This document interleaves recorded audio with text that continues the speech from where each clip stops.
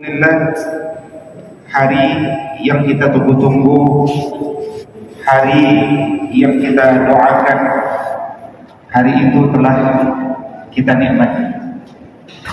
Sebagaimana para sahabat Nabi sallallahu alaihi wasallam kanu yad'una Allah sittata ashhur an yuballighuhum Ramadan.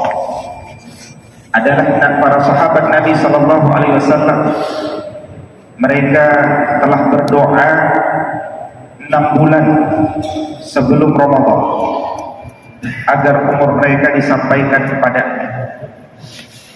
Di antara redaksi doa para sahabat sebagaimana disampaikan di dalam kitab Lataiful Ma'arif oleh Al-Imam Ibn Rajab Al-Hanbali rahimahullah ta'ala, Allahumma sallimni ila Ramadan wa sallim li Ramadan wa tasallamhu minni mutaqabbalan. Ya Allah, sampaikanlah diriku ke bulan Ramadan, sampaikanlah Ramadan kepadaku, dan sampaikanlah amal-amalku sehingga telah diterima. Pasca Ramadan, para sahabat Nabi pun terus berdoa hingga 6 bulan lamanya berikutnya, agar mudah-mudahan Allah menerima amal puasa mereka. Sehingga kesimpulannya 12 bulan setahun seluruh redaksi doa para sahabat pun terkait dengan Ramadan.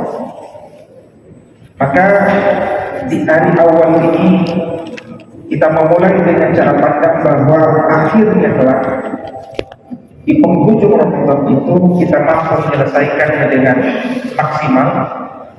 Dan hari ini kita punya paradigma bahwa di antara ciri diterimanya amal ibadah Ramadan kita, sebagaimana disampaikan oleh Al-Imam Ibn Katsir, min sawabil hasanah al-hasanatu ba'dah. Diterimanya amal sebuah kebaikan seperti Ramadan, cirinya adalah kita dimudahkan untuk melanjutkan kebaikan yang telah kita mulai. Artinya, kalau ba'da umrah, ba'da Ramadan, ternyata kita kembali membuka aurat kita, kembali melakukan kolusi nepotisme, maka khawatirlah jangan-jangan apa yang kita lakukan selama ini sia-sia. Kam min sha'imin laisa lahu min siyamihi illa al-ju'i wal 'atash. Berapa banyak orang puasa tidak mendapatkan apa-apa kecuali lapar dan dahaga. Sungguh yang disebut berpuasa mudah, bahkan telah berpuluh tahun di antara kita melaksanakan ibadah ini.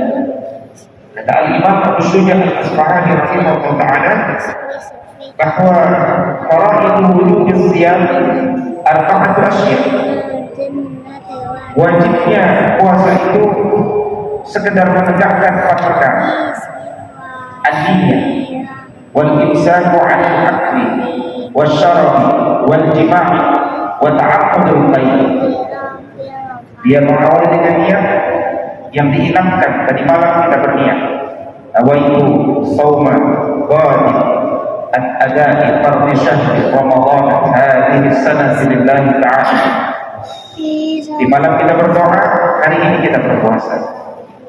Kemudian kita menahan diri dari makan, minum, jima dan muntah dengan sengaja. Sederhana.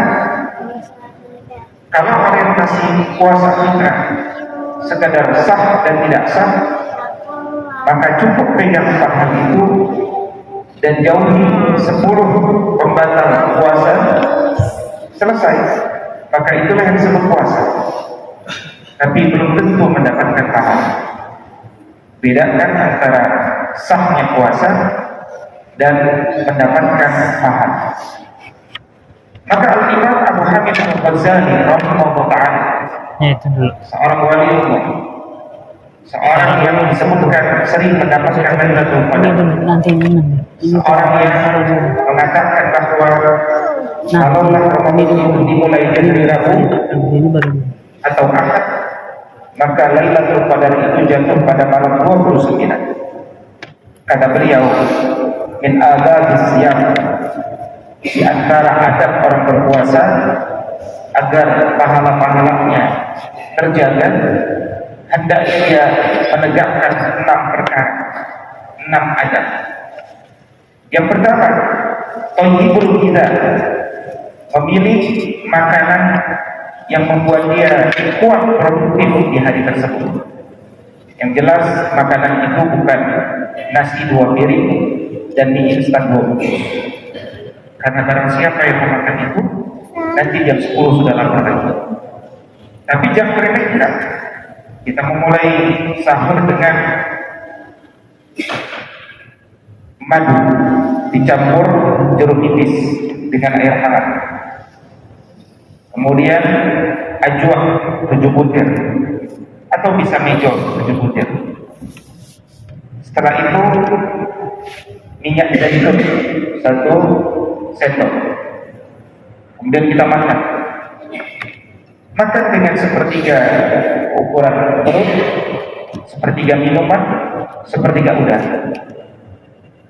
Maka insya Allah sehari ini kita kuat untuk dapat melaksanakan aktivitas.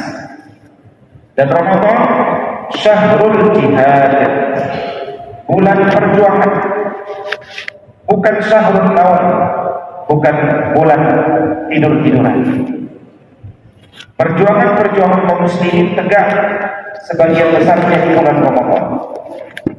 Bahkan Nabi pertama kali puasa di umur 55 tahun. Di umur itu pula pertama kali Nabi diperintahkan jihad. Maka umat ini tidak pernah mengenal istilah pensiun sejak awal. Mereka yang setelah umur 55 tahun aktivitasnya hanya sholat berjamaah 5 waktu dan bermain sama cucu, maka dia bukan umat Rasul sallallahu alaihi wasallam.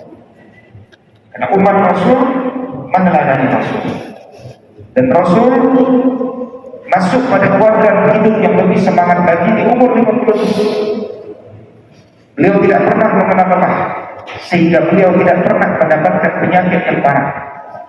Sampai umur 63 tahun Allah wafatkan beliau, dan memang itulah istirahat. Istirahatnya manusia adalah kelelahan.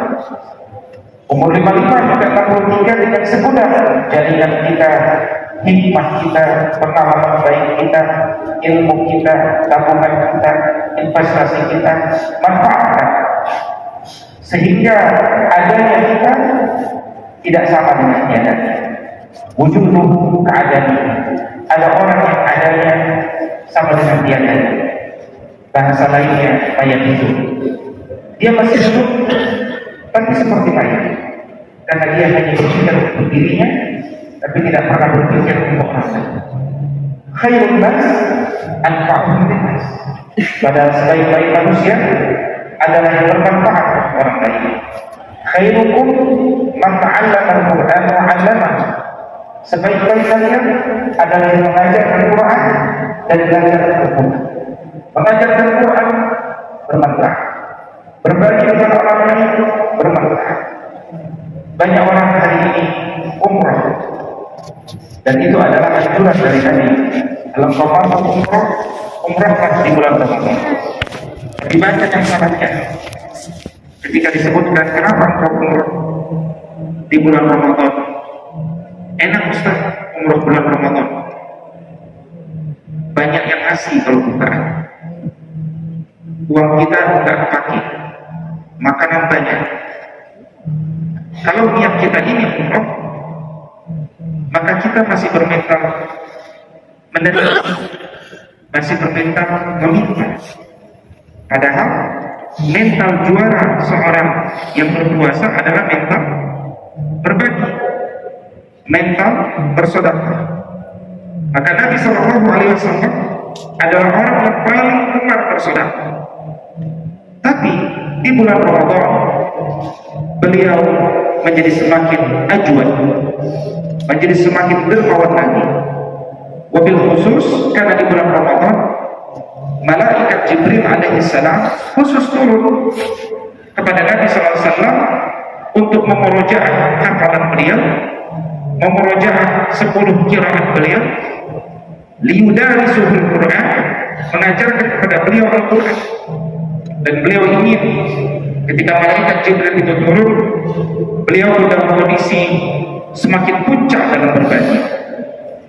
Maka bulan Ramadan syahrul jihad, perang Badar kita menangkan di bulan Ramadan. Nabi berumur 55 tahun. Fatuh Makkah di bulan Ramadan, pembebasan Palestina di bulan Ramadan, bahkan proklamasi kemerdekaan Republik Indonesia 9 Ramadan 1364 Hijriah bulan Ramadan. Kenapa? Karena proklamasi adalah amal soleh, terbebas dari belenggu penjajahan. Proklamasi di bulan Ramadan bernilai 700 kali lipat dibandingkan proklamasi di bulan Syawal.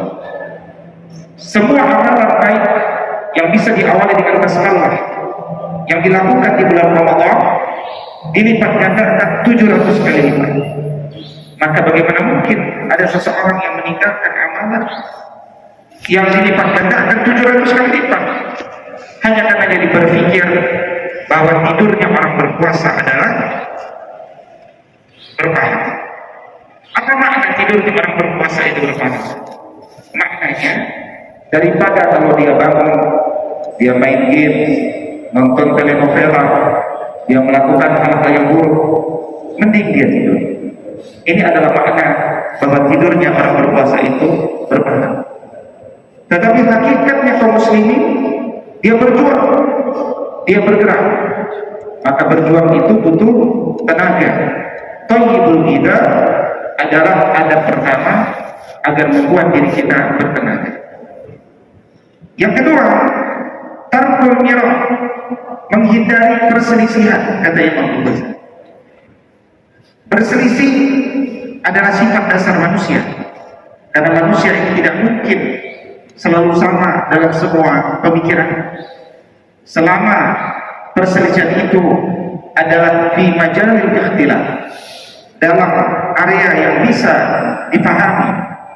Sebagai contoh, kita berada dalam aliran Ahlus Sunnah wal Jamaah. Kenapa? Karena kita ingin membedakan diri kita dengan Syiah, Ahmadiyah, ya, LDI, ya, Islam Jamaah, dan seterusnya, ya, termasuk Khawarij, Mu'tazilah, Mujassimah, Musyabbihah. Tetapi di dalam Ahlus Sunnah wal Jamaah itu disepakati para ulama, di dalamnya terdapat perbedaan. Dalam masalah akidah ada Asy'ari, Maturidi, Ahlul Azhar. Ada 3 mazhab besar Ahlus Sunnah wal Jamaah. Di dalam fikih ada Hanafi, Maliki, Syafi'i, Hanbali. Ada 4 mazhab besar. Di dalam tasawuf ada Al-Imam Al-Junaid, ada Abu Hamid Al-Ghazali. Maka selama kaum muslimin ini berada dalam mazhab yang telah disepakati itu, maka mereka tetap berada di dalam Ahlus Sunnah wal Jamaah. Tapi bahkan Ahlus Sunnah tidak bisa disamakan dalam seluruh perkara, tetapi tetap begitu banyak persamaan di antara kita. Dan memang perbedaan itu adalah perbedaan yang pasti terjadi, karena sesuai sunnah di muka bumi ini, bahkan teks agama itu mayoritasnya adalah teks yang wajib ditakwil, wajib dimaknai secara berbeda, sehingga membuat tidak mungkin manusia itu bersatu dalam semua urusan. Karena itulah para ulama dulu mengatakan, ciri engkau itu faqih ketika belajar agama, engkau memahami perbedaan dalam urusan agama. Ketika engkau hanya memahami persamaan dalam urusan agama, maka engkau membutuhkan belajar lebih lanjut, karena umat ini memang berbeda, tapi berbeda dalam gelombang besar Ahlus Sunnah wal Jamaah. Yang ketiga, rafdul kadhib, tegakkan adab kita dengan meninggalkan kedustaan. Karena orang yang paling dekat dengan Nabi Sallallahu Alaihi Wasallam adalah orang-orang yang benar, orang-orang yang jujur. Setiap hari kita berdoa, ihdinas siratal mustaqim, siratal ladzina an'amta 'alaihim, ghairil maghdubi 'alaihim waladdallin. Amin. Siapa siratal ladzina an'amta 'alaihim? Kita minta, ya Allah, berikan kami petunjuk-Mu agar selalu berada di jalan yang lurus, yaitu jalan yang telah Engkau berikan nikmat atas mereka. Siapa jalan yang telah diberikan nikmat itu?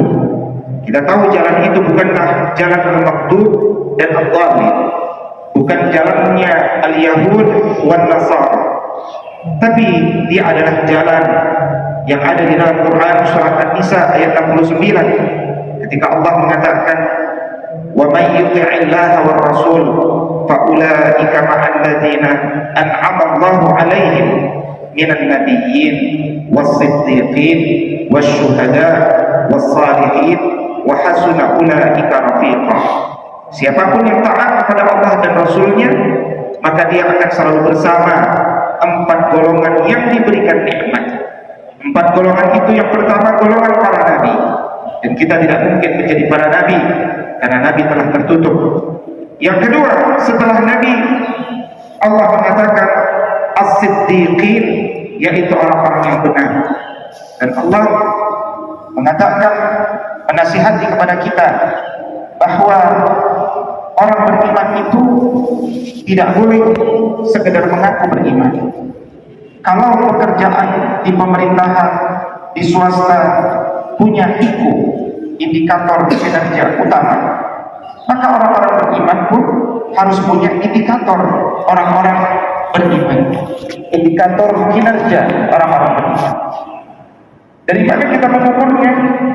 Bisa dimulai mengukurnya dengan mengetahui adanya 89 perintah kepada orang-orang beriman di dalam Al-Qur'anul Karim. Di antaranya adalah kenapa kita puasa hari ini. Karena Allah mengatakan, wahai orang-orang beriman, ya ayyuhalladzina amanu kutiba alaikumus shiyam kama kutiba alal ladzina min qablikum la'allakum tattaqun.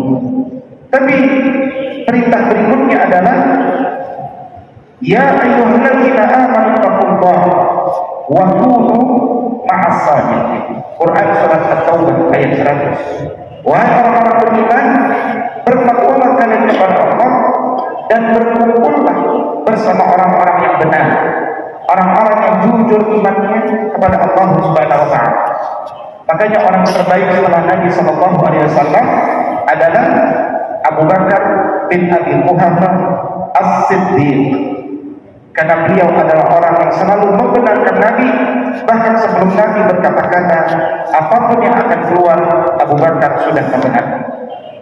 Karena itu meninggalkan kedustaan adalah satu di antara adab yang penting kita tegakkan, dan berpuasa mengajarkan kepada kita untuk meninggalkan perkara kedustaan. As-sawmu li wa ana ajzi bihi. Ketika seluruh amalan itu dilipat gandakan 700 kali lipat, tapi kejujuran kita dalam berpuasa itu nilainya besar di sisi Allah, bahkan lebih dari 700 kali lipat. Berikutnya adab yang keempat adalah dengan meninggalkan mujahadatul ghibah, menjauhi pergunjingan. Yang kelima, tidak menyakiti hati orang lain ataupun bahkan fisik daripada orang lain. Yang keenam adalah menjaga diri dan anggota tubuh daripada sesuatu yang dapat mengurangi kesehatan. Maka 6 adab ini ditegakkan, insya Allah manusia akan senantiasa berada dalam kebaikan. Karena itu Ramadan syahrul jihad, seluruh amal-amal jihad di bulan jihad ini kalau kita hayati, ada pelajaran di dalamnya. Sebelum saya tutup, karena materi 20 menit, ada yang mau ditanyakan dari hadir, dipersilahkan pertanyaan apapun kalau ada. Sektor kanan ada? Lokasi masukan. Sektor depan, sektor kiri. Baik, kalau tidak ada pertanyaan, saya tutup dengan pesan terakhir, yaitu nikmatilah kedisiplinan demi kedisiplinan dalam Ramadan. Kalau sekadar berpuasa itu mudah, tetapi dalam kitab-kitab fikih bahkan sudah diingatkan kepada kita, yustahabbu lis-sha'im salasatu asya', disukai, disunnahkan bagi seorang yang berpuasa itu melakukan 3 perkara. Yang pertama, ta'jilul fitr, bersegera dalam berbuka. Semua orang berbuka, tapi tidak semua orang berbuka dengan disiplin dan berbuka dengan berbagi. Maka kalaulah kita memulai bulan ini dengan senang berbagi di 30 hari, ini satu contoh indikator bahwa puasa kita pasti jauh lebih baik daripada sebelumnya. Menyegerakan berbuka ba'da mendengarkan azan dari Masjid Baitur Rahman, Masjid Al-Huda, maka kita kemudian membaca apa? Bismillahirrahmanirrahim, supaya berkah. Setelah itu kita minum air putih. Alhamdulillah. Minum sunnahnya 3 teguk. Bismillahirrahmanirrahim. Alhamdulillah. Bismillahirrahmanirrahim. Alhamdulillah. Setelah itu kita makan kurma basah, rutop, ya. Setelah itu kita membaca doa berbuka puasa. 2 hadis disatukan oleh ulama fikih. Hadirlah teks doa dalam mazhab Syafi'i. Allahumma laka sumtu wa bika amantu wa ala rizqika aftartu dhahaba adh-dhama wa batallatil uruq wa thabata al-ajru insyaallah. Ya Allah, hanya untukmu lah aku berpuasa, denganmu lah aku beriman, dan aku berbuka dengan rezeki yang Kau berikan. Telah hilang hausku karena tadi sudah minum, telah basah tenggorokanku karena tadi sudah minum, dan telah ditetapkan pahalaku insyaallah. Setelah itu baru salat maghrib. Setelah salat maghrib baru salat isya. Setelah salat isya, salat tarawih. Setelah salat tarawih, salat witir. Karena barang siapa yang mundur dari Masjid Al-Huda padahal belum selesai witir, dia rugi banget, karena dia meninggalkan keutamaan seakan-akan sholat malam semalam suntuk, karena dia meninggalkan imam ketika masih witir. Nah, ini keutamaan. Ya, itu disebut disiplin. Bahwa kita terbangun nanti malam sholat tahajud lagi minimal 2 rakaat, lakukan bersama istri kita dan anak-anak kita. Karena dalam Quran surat Az-Zariyat ayat 18 Allah mengatakan wabil asharihu yastaghfiru. Di waktu sahur mereka memohon ampun kepada Allah.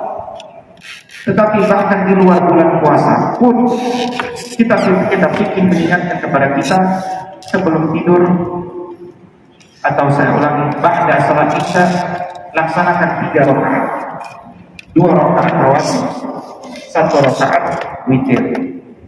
Ini di luar bulan Ramadan. Ya, artinya witir itu sudah menjadi kebiasaan orang yang paling jujur dan benar setelah Nabi, yaitu Abu Bakar, yang beliau tidak pernah tidur sebelum sholat witir di luar bulan Ramadan. Barulah selesai witir kita makan dengan kaidah tetap sepertiga makanan, sepertiga minuman, sepertiga udara. Maka barang siapa yang mengikuti tata cara seperti Nabi ini, insya Allah sakit mahnya sehat, kolesterolnya berkurang, detoksifikasi tubuhnya baik, ya, berat badannya ideal, kantongnya menebal karena dia paham tentang substansi dan hikmah dari puasa Ramadan itu. Saya doakan mudah-mudahan bapak-bapak, ibu-ibu, para pemuda dan anak-anak semuanya menjadi ahlul Quran, ahlul siyam, dan kita semuanya satu persatu insyaallah biiznillah didaftar Allah untuk masuk pintu khusus orang-orang yang berpuasa yang bernama Babur Rayyan, yaitu pintu yang kalau kita masuk ke dalamnya tidak akan pernah haus selama-lamanya. Amin ya Allah ya rabbal alamin. Aku qouli hadza wa astaghfirullah li wa lakum. Silakan melanjutkan tilawah hingga waktu syuruk. Aku qouli hadza wa astaghfirullah li wa lakum. Assalamualaikum warahmatullahi wabarakatuh.